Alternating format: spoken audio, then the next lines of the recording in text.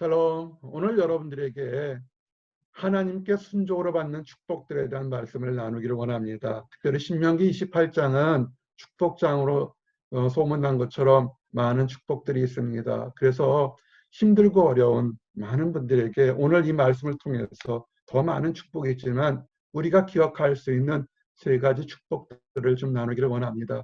첫째는 하나님 말씀에 순종해서 받는 결실의 축복에 대해서 증거하기를 원합니다. 두 번째는 하나님께서 합당한 기도로 받는 해방의 축복을 증거하기를 원합니다. 세 번째는 하나님의 이름으로 드리는 승리의 축복, 이것을 증거하겠습니다. 첫 번째는 결실의 축복입니다. 오늘 선포된 말씀에서는 성읍에서도 복을 받고 들에서도 복을 받을 것이며 네 몸의 자녀와 네 토지의 소산과 네 짐승의 새끼와 소와 양의 새끼가 복을 받을 것이며 내 광주리와 떡반죽 그릇이 복을 받을 것이며 내가 들어와도 복을 받고 나가도 복을 받을 것이라. 아멘. 정말 좋은 얘기입니다. 정말 우리에게 덕이 되고 힘이 되는 얘기입니다. 약속한 말씀처럼 들어와도 복을 받고 나가도 복을 받을 수 있을까? 정말 이것이 사람들이 요구하는 광주리와 떡반죽 그릇이 차고 넘쳐도 나눠줄 수 풍성할 수 있을까라는 것을 궁금합니다. 이스라엘 백성들이 가나안 땅에 있습니다. 정말 가나안 땅이 이렇게 들어와도 나가도 떡반죽이 차고 넘치도록 복받은 축복의 땅일까?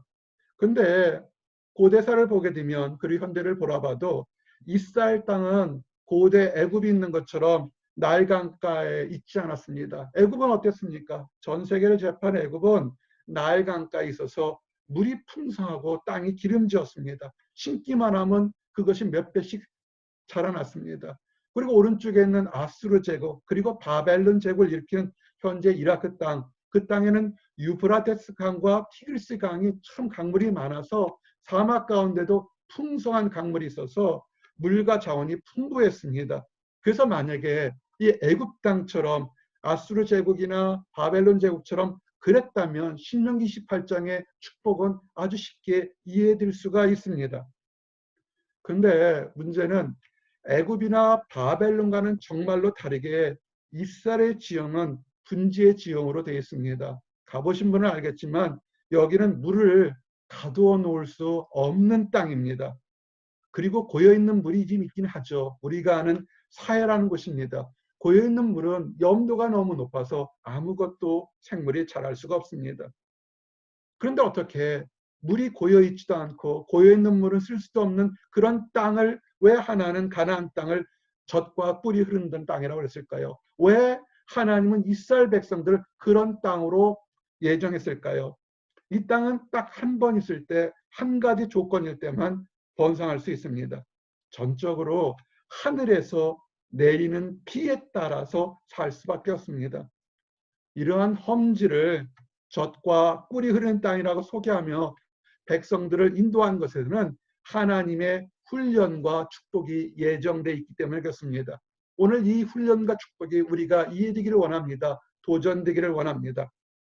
아무리 험지라도 하늘에서 비가 내리면, 즉 하나님이 도와주시고 인도하시면 이스라엘 백성들은 험지에서도 비옥하게 살 수 있습니다. 젖과 꿀이 흐르는 땅이 될 수 있다는 것입니다.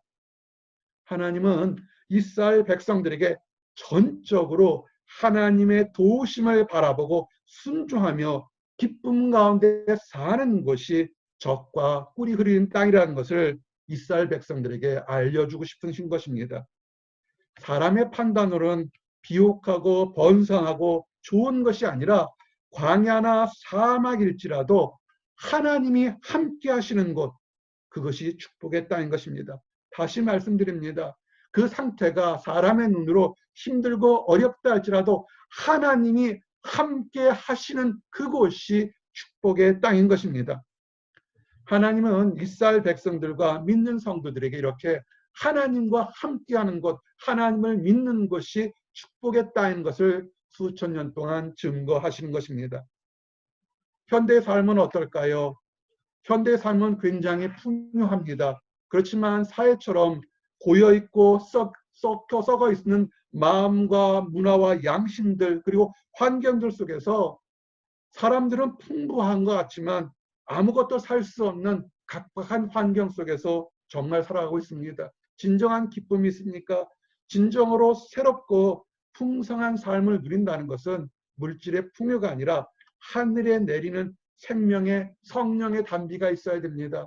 여러분 안에 하늘에서 내리는 생명의 성령의 담비가 있다면, 즉 하나님의 임재하심이 있다면, 한국에 계시거나 독일에 계시거나 프랑스에 계시거나 미국에 있거나 미국의 다른 주에 있거나 어느 곳에 있든지 간에 여러분은 보호함과 가나안 땅에 있는 것입니다.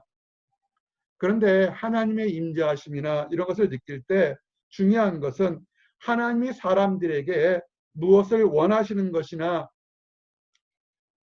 특별한 것을 원하지 않습니다. 이단이나 사이비 종교 같은 사람들은 무엇을 바쳐라, 무슨 특별한 행동을 해라, 기도를 해라, 무엇을 해라, 특별한 행동이나 아니면 어떤 집단에 속하거나 남들이 알지 못하는 특별한 비밀, 지혜를 깨달을 때만 우리가 선택받았다고 얘기를 합니다. 속지 마십시오. 하나님은 모든 사람들을 사랑해서 이미 오래전에 선포된 말씀을, 그것을 전심으로 사람들이 순종할 때 창조주 하나님이 알아서 사람들의 필요를 채워준다는 것입니다.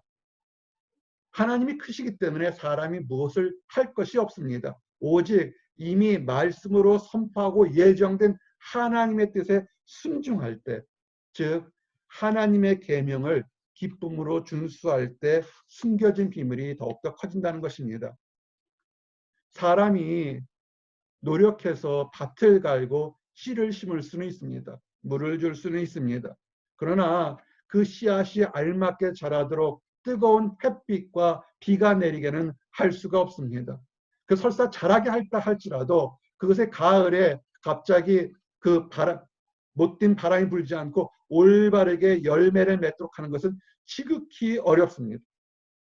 사람이 밭을 갖고 씨앗을 심을 수도 있지만 자라게 하는 것과 열매 맺는 것은, 그것은 전적으로 하나님의 주관이신 것입니다. 하나님은 사람들이 하나님의 명령을 기쁘게 준수할 때 시절에 맞는 축복의 비를 내려주시고 악한 것들의 위협에서 보호하시고 그 내려준 은혜로 때가 되면 기쁜 열매를 맺게 해주겠다는 것입니다. 레위기 26장에 많은 축복이 있습니다. 그 축복의 하나가 뭐냐면 3절 4절처럼 너희가 내 규례와 계명을 준행하면 내가 너희에게 철 따라 비를 주리니 땅은 그 산물을 내고 밭의 나무는 열매를 맺으리라. 아멘. 지금 많은 우리 청년들, 우리 성도님들, 직장이나 가정이나 정말 열심히 노력하는 거 알고 있습니다. 그럴 때 가장 중요한 것은 노력하는 것도 중요하지만 하나님께 준행해서 하나님이 철 따라 은혜의 비를 내려주셔서 우리 안에 축복의 열매들이 맺히도록 기다리고 간구하는 것입니다. 그럴 때 첫 번째 말씀처럼 결실의 축복이 이어진다는 것입니다.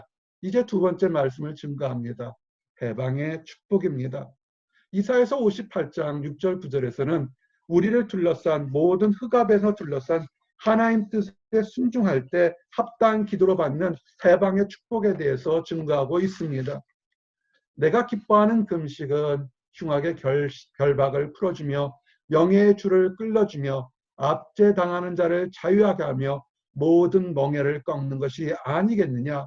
또 줄인 자에게 내 양식을 나누어 주며 유리하는 빈민을 집에 들이며 헐벗은 자를 보며 입히며 또 내 굴육을 피하여 스스로 숨지 아니하는 것이 아니하겠느냐. 그리하면 내 빛이 새벽같이 비칠 것이며 내 치유가 급속할 것이며 내 공의가 내 앞에 행하고 여호와의 영광이 내 뒤에 호위하리니 내가 부를 때 나 여호와가 응답하겠고 내가 부르짖을 때는 내가 여기 있다 하리라. 아멘. 이 말씀에 우리는 해방의 기쁨을 얻기 위해서 하나 해야 될 것이 뭐냐면 하나님의 뜻을 알면서 드리는 합당한 기도라는 것입니다. 하나님의 계명을 준수하라고 처음 말씀드렸습니다. 그래서 결실을 얻으라고 했습니다. 하나님의 뜻을 청종하면서 하나님을 기쁘시게 하는 행동들이 참으로 많습니다. 찬양하는 거, 섬기는 거, 주일 예배 참석하는 거 참 많습니다. 근데 그 중에 또 하나가 뭐냐면 하나님께 드리는 합당한 기도, 하나님 마음에 맞는 합당한 기도가 굉장히 축복이라는 것입니다. 환난의 시기에, 지금 같은 환난과 내를 알지 못하는 초조한 시기에는 모든 성도들이나 모든 사람들이 자신의 유익과 보호함을 받기를 위해서 기도할 수 있습니다. 기도하는 것이 그릇된 것이 아닙니다. 성경은 정말 많은 곳에서 쉬지 말고 기도하라, 필요할 것을 구하라고 얘기했습니다. 그런데 더욱 하나님의 뜻을 알면서 내 뜻만을 주장하는 것이 아니라 하나님의 뜻을 알면서 드리는 은혜로운 기도는 예상치 않은 놀라운 축복을 가져온다는 것입니다. 하나님이 기뻐하는 기도는 억압에서 해방을 선포하고 힘들어하는 사람들에게 도움을 주며 선을 베푸는 것도 기도라고 얘기하고 있는 것입니다. 코로나 바이러스 역병으로 수많은 사람들이 지금 엄청난 스트레스를 받고 있습니다. 답답함과 어려움과 외로움을 겪고 있습니다. 어쩌면 평생에 우리는 한 번, 두 번 올까 말까 하는 이런 역병을 인해서 어려움을 겪고 있는 시대에 살고 있습니다. 많은 질문을 하게 됩니다. 왜 이런 환란을 우리 시대에 주었을까? 그 이유에 대해서 우리는 많이 생각해 볼 수 있습니다.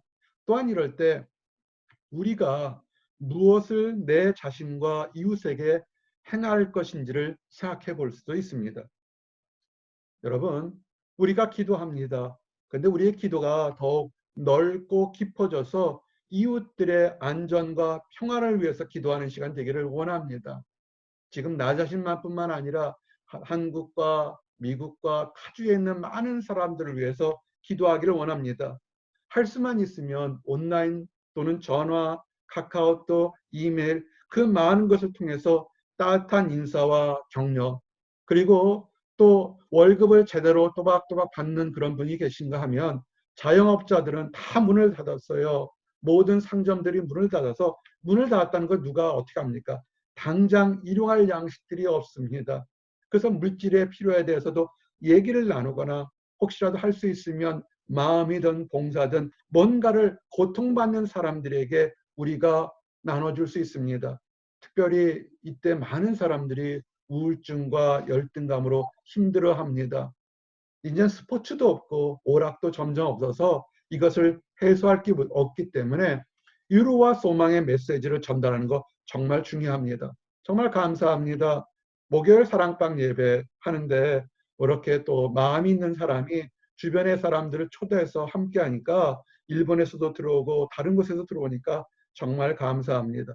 나눠주십시오. 지금 우리는 갇혀있기 때문에 위로의 말씀을 하나님 메시지를 통해서 함께 메시지를 통해서 나누는 것 정말 중요한 것입니다. 이전에는 사람들의 생각은 눈에 보이는 교회에서 건물이란 그런 안에서만 예배를 드려야 된다고 생각했는데 이미 작은 목자가 수없이 강조했지만 시공을 초월한 곳에 계시는 분이 하나님이십니다. 예배당 안에서도 계시고 비행기 안에서도 계시고 일터에서도 계시고 길거리에도 계시고 가정에도 계시고 이 지구 밖에도 계시는 것이 우리 하나님이십니다. 그래서 지금 꼭 예배를 예배당에 가지 못했다고 낙심하는 분이 계시다면 이제 더 큰 마음으로 위로를 해서 온라인 상에서도 초대해서 같이 하나님 말씀 듣고 교제하고 기도하기를 원합니다. 그래서 힘들고 어려운 사람들에게 나눠주십시오. 저에게 손편지로 지난주에 손편지로도 이렇게 기도 제목을 보내주십시오 그랬더니 기도 제목이 예물입니다 그랬더니 아주 정성스럽게 예물을 보내주신 분들이 편지를 보내주신 분이 있습니다. 얼마나 감사한지 모릅니다. 그분들을 위해서 지금 기도하고 있습니다. 다른 사람들에게 환난의 시간에 따뜻한 마음으로 권면해 주는 것, 이것이 해방을 선포하고 상처받은 사람들을 위로하는 것입니다. 어떻게 보면 힘내세요. I miss you. I am sorry. I am praying for you. 이런 작은 것들은 비록 작아 보여도 이것이 선한 일이기 때문에 하나님 안에서 거룩하게 시작하였다면 그런 모습이 하나님 안에서 맞아서 하나님을 기쁘시게 하는 것입니다. 근데 놀라운 것은 그렇게 작은 선행, 우리가 얘기하는 말 한마디 하는 것도 괜찮을까요? 나를 위해서 기도해달라고 나누는 것이 괜찮을까요? 내가 당신을 위해서 기도하겠습니다는 그것이 괜찮을까요? 하는데 그 작은 선행 가운데 하나님의 역사가 있어서 중보기도 해주고 살아나는 기쁨이 나만의 기쁨이 아니라 하나님도 기뻐하는 겁니다. 근데 더욱 놀란 것은 하나님이 기쁘시기 때문에 그렇게 작게 나눠준 사람들에게 엄청난 큰 선물을 나누어 준다는 것입니다. 그래서 오랫동안 간구하고 기도했던 것들이 그때는 뭘 안 이루어졌는데 내가 다른 사람들의 필요와 안타까움과 초장을 위해서 기도했는데 기도하는 과정에서 하나님께서 선물로 내게는 기쁨과 오랫동안 기도한 모든 것들이 선물로 돌려받는다는 것입니다. 여러분 베푸십시오. 말 한마디로 사랑으로 기도로 베푸십시오. 더욱 크고 진정한 기쁨을 하나님이 선물로 돌려주신다는 것입니다. 이것이 이사야서의 비밀입니다. 그래서 기도는 나 자신만의 필요뿐만 아니라 지금 힘들고 아파하고 연약한 사람들을 위해서 기도하고 나눌 수 있으면 나눠주십시오. 물질이든 무엇든 나눠주십시오. 그 작게 나눠지는 것이 축복의 문을 쓰는 열쇠와 같은 것입니다. 이제 세 번째 오늘 마지막 말씀, 여러분 삶의 승리의 축복이 넘치기를 원합니다. 오늘 주신 말씀에서는 신명기 28장 7절 여호와께서 너를 대적하기 위해 일어난 적군들을 내 앞에서 패하게 하시리라. 그들이 한 길로 너를 치러 들어왔으나 내 앞에서 7길로 도망하리라. 아멘. 우리가 교동문을 읽었던 것처럼 우리가 열심히 선을 행해도 악한 사람들 때문에 애매히 고통당할 수 있습니다. 우리를 알지 못하는 악한 것들이 우리를 해치려고 합니다. 건강이나 환경이나 많은 것들이 있습니다. 보이는 싸움과 보이지 않는 영적 싸움들이 있습니다. 그럴 때 두려워하지 마시기 바랍니다. 하나님과 함께 했을 때 하나님이 도와주실 겁니다. 하나님은 사람에게 다릅니다. 사람들은 뭡니까? 강자들만이 이깁니다. 네가 힘들고 어려울 때는 뭐냐면 약자이기 때문에 네가 그런 어려움을 당한다. 그럴까요? 지금 코로나 바이러스로 모든 것이 쿼런틴돼서 부자들은 아마 별장에서 자기 큰 집에서 먹고 살 수 있을 겁니다. 그래도 웬만한 중산층들은 그래도 먹을 것이 있습니다. 그러나 하루 벌어 못 먹는 사람, 하루 벌어 먹던 사람들은 정말 힘듭니다. 그런 사람들은 세상의 패배자일까요? 아니, 그렇지 않습니다. 힘들고 어렵고 매일같이 만나를 구하기 때문에 그들이 얼마나 절박하게 얼마나 간절히 하나님께 도와달라고 기도하겠습니까? 하나님 듣고 계십니다. 하나님은 약자에게도 그리고 부족한 사람에게도 늘 함께 하신다는 것을 기억하십시오.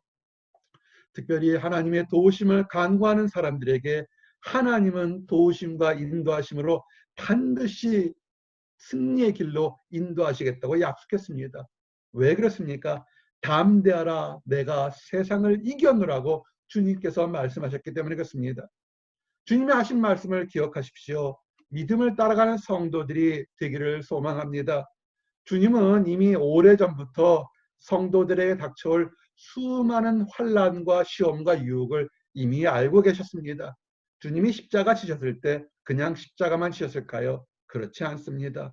모든 사람들의 연약함이나 닥쳐올 도전과 환난을 미리 아시고 대신 짊어지고 십자가에서 죽기까지 순종하신 것을 기억하시기 바랍니다. 흑암과 사망의 권세가 예수님의 사랑을 누르고 실패하려고 그렇게 해도 흑암과 사망의 권세가 아무리 강할지라도 우리 주님께서 죽음에서 부활해서 그 모든 흑암의 세력을 깨뜨리고 그가 약속했던 모든 약속들이 참된 것을 증거한 것을 기억하십시오. 주님은 이 세상의 환난을 아시고 경험하셨습니다. 중요한 것은 그런데 승리하셨다는 것입니다. 사랑하는 제자들에게 현재의 성도들에게 이미 주님께서는 환난을 아시고 우리의 연약함과 우리의 초역함과 우리의 부족함을 다하시면서 말씀하신 것을 기억하십시오. 이것을 너희에게 이루는 것은 너희로 내 안에서 평안을 누리게 하려 함이라. 세상에서는 너희가 환난을 당하나 담대하라, 내가 세상을 이겼노라. 아멘. 성도들은 한 번도 경험하지 못한 일들을 경험하게 될 것입니다. 앞으로 수없이 많은 질병이나 많은 것들을 경험하게 될 것입니다.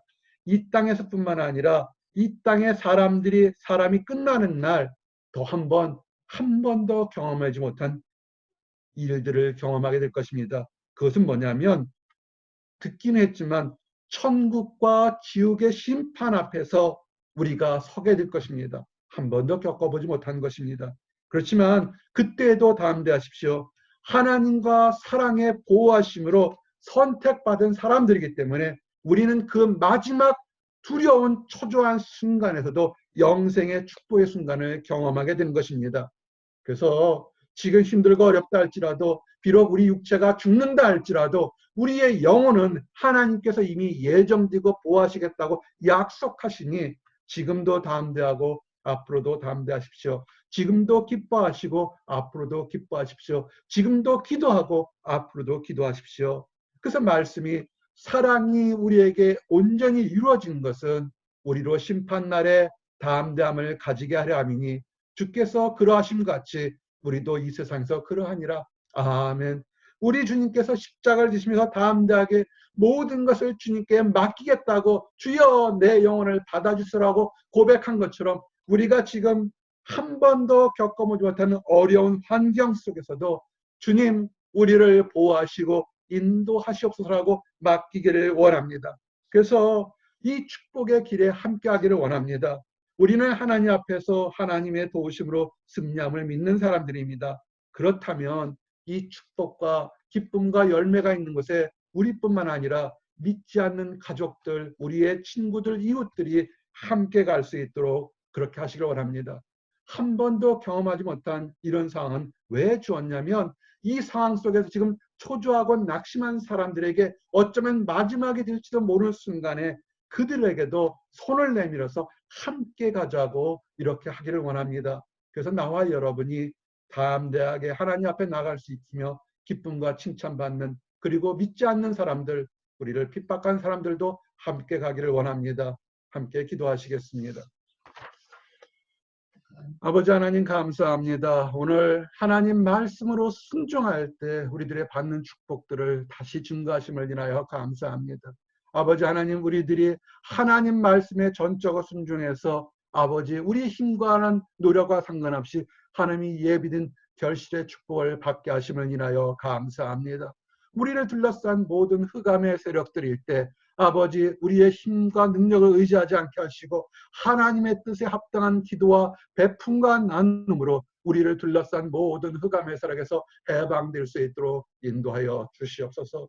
아버지 이 땅 살면서 천국에 들어가는 그 순간까지 하나님의 뜻에 하나님의 이름으로 담대하게 살 수 있도록 허락하여 주시옵소서. 모든 성도들에게 축복과 기쁨이 넘치도록 인도하여 주시옵소서. 늘 감사드립니다. 우리 주 예수 그리스도를 받들어 기도드렸습니다. 아멘.